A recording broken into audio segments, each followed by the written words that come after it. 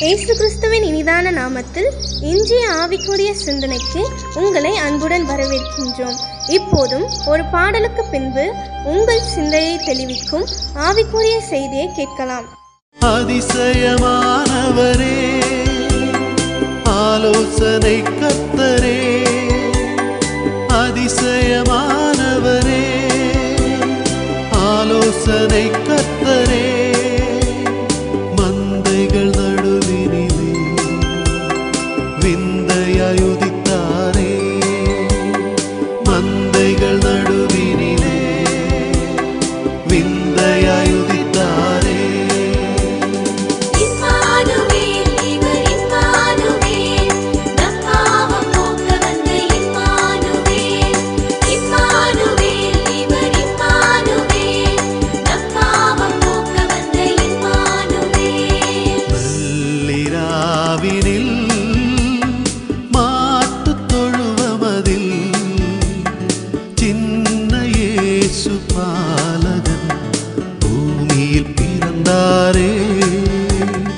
நள்ளிராவினில் மாட்டுத் தொழுவமதில் சின்ன இயேசு பாலகன் பூமியில் பிறந்தாரே.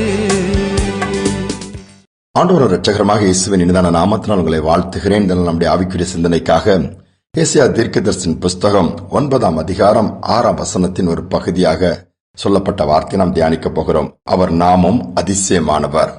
ஆண்டவருக்கு ஏராளமான நாமங்கள் கொடுக்கப்படும். இந்த இடத்தில் பார்க்கும்போது அதிசயமானவர், அதிசயமானவர் என்று சொல்லி அவருக்கு ஒரு பெயர் இருக்கிறது என்று சொன்னால் அவர் அதிசயமான காரியங்களை செய்கிறவர்.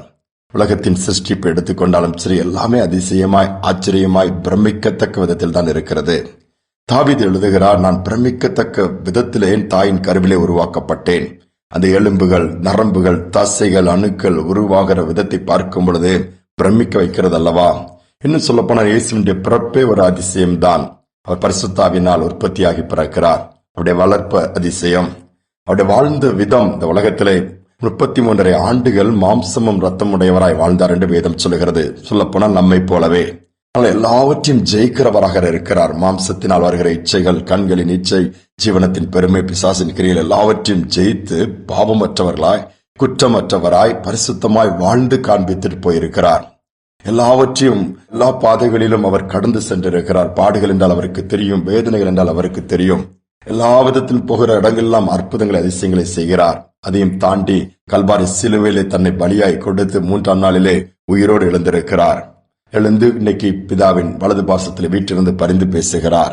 யோசித்து பாருங்கள், எவ்வளவு பெரிய தேவன். ஒவ்வொரு காரியங்களையும் பார்க்கும் பொழுது ஆச்சரியமாய் அதிசயமாக இருக்கும். அது அதோடு முடிந்து விட்டதா? அந்த அதிசயமானவர் என்கிற நாமமுடையவர் இன்றும் அதிசயங்களை செய்து கொண்டிருக்கிறார். எப்படி என்று நீங்கள் கேட்கலாம். அவர் தம்முடைய ஊழியர்களை பயன்படுத்தி செய்கிறார், தூதர்கள் மூலமாக செய்கிறார், தாமே வார்த்தை அனுப்பி செய்கிறார், தாமே வந்து அநேகரை சந்தித்தது தொட்டு இன்னைக்கு மாற்றங்களை ஏற்படுத்துகிறார், விடுதலை கொடுக்கிறார், வல்லமை வெளிப்படுத்துகிறார், சொல்லிக்கொண்டே போகலாம். குறிப்பிட்ட ஒரு ஆப்பிரிக்கன் தேசத்துல நடந்த ஒரு சம்பவம். அங்கே ஒரு அருமையான குடும்பம். அந்த குடும்பத்தில் ஒரு வாலிப பெண் பிள்ளை, அவள் வியாதிப்படுகிறாள். சோதித்து பார்க்கும் பொழுது மருத்துவமனைகளை கண்டுபிடிக்கிறார். அவருடைய தலையிலே மூளையிலே ஒரு கட்டி இருக்கிறது. அந்த கட்டியை அகற்ற வேண்டும் அல்லது அவள் மரித்து விடுவாள். அவள் கட்டியை ஆபரேஷன் பண்ணி அகற்றினாலும் அந்த மூளையின் பாதி பகுதி போய்விடும். அதை எடுத்து விட வேண்டும், ஏன்னால் அவ்வளவாய் பாதித்து விட்டது. திரும்ப உயிரோடு இருப்பாரா, சுய நினைவோடு இருக்க முடியுமா, கை கால்கள் செயல்படுமா, சொல்ல முடியாது. பெற்றோர்களும் சரி ஆபரேஷன் பண்ணிடுவோம், பார்க்கறதான் பார்க்கலான்னு சொல்லி ஆபரேஷன் பண்ணி தலையில இருக்கிற மூளையில மேஜர் பார்ட், அதிகமான பகுதியை எடுத்து விட்டார்களாம். அவளால் கண் முழிக்கவே இல்லை. ஆபரேஷன் தியேட்டருக்குள் போய் கண் மூடினவள் தான் அப்படியே கோமா ஸ்டேஜுக்கு போயிட்டா. அந்த வாலிப பிள்ளை வீட்டுக்கு எடுத்துட்டு வந்தாங்க. அவங்க சொன்னாங்க, டாக்டர்ஸ் எல்லாம் பிழைக்க மாட்டா, நீங்க ஆகாரத்தெல்லாம் கொடுத்தியா, இன்னும் இது பண்ண வைக்கிறீங்க. அந்த பெற்றோர் சொன்னாங்களாம், எங்க கையினால எங்க பிள்ளைய நாங்க கொல்ல விரும்பல. எவ்வளவு நாட்கள் அது உயிரோடு இருக்குதோ இருக்கட்டும், பேசாட்டாலும் பரவாயில்ல, கண்மொழி காட்டாலும் பரவாயில்ல, அசையாட்டாலும் பரவாயில்ல, உயிர் இருக்குல்ல, நாங்க ஆகாரத்தை கொடுத்து நாங்க பராமரிப்போம்னு சொல்லி வீட்டுக்கு எடுத்துட்டு போய் நல்லா ஜெபிக்கிற ஆண்டவருக்கு பிரியமான குடும்பம் அது. நாட்கள் சென்றது, மாதங்கள் சென்றது. ஆனால் அதை பற்றி கவலைப்படவில்லை. ஆண்டவருடைய பாதத்தில் வைத்து சித்தம் ஒப்பு கொடுத்து இது பண்ணிவிட்டார். ஒருவேளை அப்படியே கண் விழித்தால் கூட அவள் தலையிலே மூளையின் பகுதி பாதிக்கப்பட்டு பாதிக்கு மேல் எடுத்து விட்டார்களே, செயல்பட முடியாது என்பதை நன்கு அவர்கள் அறிந்திருந்தார்கள். எதிர்பாராத விதமா அந்த பகுதியில் போகிற ஒரு ஊழியரை ஆவியானவர் நடத்தினார். அந்த வீட்டிற்குள் போய் ஜெபி என்று சொல்லி அந்த வீட்டிற்குள் போய் பார்க்கிறார். அந்த சூழ்நிலை அவருக்கு ஒன்றுமே தெரியாது. அவங்களும் ஆண்டவரை அறிந்தபடிலாம் என்ன அப்படி ஊழியம் செய்கிறார் இந்த மாதிரி சொல்லுகிறார். இந்த மாதிரி பிள்ளைகளுடைய நிலைமை அவர்கள் சொல்லவில்லை. இவரை பார்க்கிறார். ஏதோ பிரச்சனை உங்கள் வீட்டில் இருந்து ஆண்டவர் உணர்த்துகிறார். எல்லாவற்றையும் சொல்லுகிறார்கள். பார்த்துவிட்டு ஜெபிக்கிறார். அற்புதங்கள் எதுவுமே அதிசயங்கள் நடக்கவில்லை. அவ்வளவு தாண்டி இவரும் போய்விடவில்லை. ஆண்டவரேன்னு சொல்லி இவர் போய் என்ன திரும்ப ஆயத்தமாகிறார். காத்திருந்து குறிப்பிட்ட ஒரு பகுதியில் போய் 21 நாள் உபவாசம் எடுத்து ஜெபித்தாராம். ஜெபித்து விட்டு திரும்ப அந்த வீட்டிற்கு வருகிறார். பெயரை சொல்லி கூப்பிடுகிறார். அந்த வாலிப பிள்ளை கண் விழிக்கிறாள், எழுந்து உட்கார்கிறாள், பெற்றோர்களை கீழம் கண்டு கொள்கிறாள், பேசுகிறாள், கை கால்கள் எல்லாம் நார்மலாக இருக்கிறது, நடக்கிறாள். எல்லாவற்றையும் செய்ய முடிந்தது. பாருங்கள், தலையில் மூளையே இல்லை, எடுத்து விட்டார்கள். மேக்சிமம் போய்விட்டது. அதோடு முடிந்து விட்டதா? பார்த்து என்ன நடந்தது? நாட்கள் சென்றது. அவளுக்கு திருமணத்தை ஏற்படுத்தி கொடுத்து நல்ல கணவனை கற்றுக் கொடுத்தார். பிள்ளைகளையும் பெற்றெடுத்து வாழ்ந்து தேவனை மகிமைப்படுத்துகிறார்கள். யோசித்து பாருங்கள். இன்றும் அதிசயங்களை செய்கிற தேவன் நம்மோடு கூட இருக்கிறார்.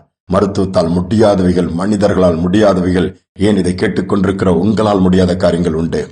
ஆனால் எல்லாவற்றையும் முடித்துக் கொடுக்கிற, எல்லாவற்றையும் செய்ய வல்லவராகிய இயேசு என்று ஒரு நாமமுடைய கர்த்தர் நமக்கு இருக்கிறார். அவரை நம்முடைய வாழ்க்கையில அனுமதியுங்கள். இந்த கிறிஸ்துமஸ் நாட்கள்ல எவ்வளவு காரியங்கள்ல பிஸியா இருக்கும், நல்லது. ஆனாலும் இந்த வருஷ முடிவில் என்னென்ன எதிர்பார்ப்புகள் இன்னும் நடக்கவில்லை, என்னென்ன காரியங்கள் தோற்று போய்விட்டது, என்னென்ன காரியங்கள் தடையா இருக்கிறது, அதிசயமானவரை ஏன் உங்கள் வாழ்க்கையில் அனுமதிக்க கூடாது? அனுமதித்து பாருங்கள்.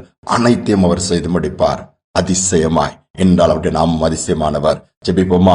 அதிசயங்களை செய்கிறங்கள் அன்பின் பரலோக தகப்பனே, இன்று நீர் அற்புதங்களை அதிசயங்களை செய்து கொண்டிருப்பதற்காய் ஸ்தோத்திரம். இந்த செய்தியை கேட்டுக்கொண்டிருக்கிற ஒவ்வொரு பிள்ளைகளையும் இந்த நாளில் நினைவு கூறுங்கப்பா. வாழ்க்கையில் எந்த இடத்தில் அற்புதத்தை எதிர்பார்த்திருக்கிறோ அற்புதம் நடக்கட்டும். சுகத்தை எதிர்பார்த்திருக்கிற சுகம் நடக்கட்டும். மாற்றத்தை எதிர்பார்க்கிற மாற்றம் இயேசுவின் நாமத்தினால் உண்டாகட்டும். தடைகள் உடைக்கப்படட்டும். குடும்பங்களுக்குள் இருக்கிற இருள்கள் மறையட்டும். அப்பா, நீர் அதிசயமானவராய் உம்மை ஒவ்வொரு பிள்ளைகளுக்கும் இந்த நாளிலே காண்பிப்பீராக. அப்படிப்பட்ட அதிசயங்களை பெற்றுக்கொள்ளக்கூடிய பாக்கியத்தை கொடுங்க. வேதம் சொல்லுகிறதையும் உன்னை அதிசயங்களை காண பண்ணுவேன் சொன்ன வார்த்தையின்படி அப்பா, இஸ்ரவேல் ஜனங்களுக்கு வனாந்தரத்தில் அதிசயங்களை செய்து அற்புதமாய் நடத்தின அதே தேவன் ஒவ்வொரு பிள்ளைகளுடைய வாழ்க்கையில இந்த நாளிலிருந்து அதிசயங்களை அற்புதங்களையும் பெற்றுக்கொள்ள பார்க்க நீர் அனுக்கிரகம் பண்ணுவீராக. மனதார ஒவ்வொருவரையும் வாழ்த்துகிறேன், ஒவ்வொருவருக்காக ஜெபிக்கிறேன். பெரிய காரியங்களை செய்யும் துதிகனமை ஏற்றுக்கொள்ளும் இயேசுவின் நாமத்தில் பிதாவே, ஆமேன், ஆமேன். அதிசயங்களை செய்கிற தேவன் நம் அருகில் தான் இருக்கிறார். சோர்ந்து போக வேண்டாம். அவருடைய கரத்திலே காரியங்களை கொடுங்கள். அதிசயங்களை பெற்றுக் கொள்ளுங்கள். இந்த சிந்தனையோடு இந்த நாளை தொடருவோம். மீண்டுமாய் நாளை தினம் சந்திப்போம். அதிசயங்கள் செய்கிறவர் நம் அருகில் இருக்கிறார். அற்புதங்கள் செய்கிறவர் என்றும் நமக்குள் வசிக்கிறார்.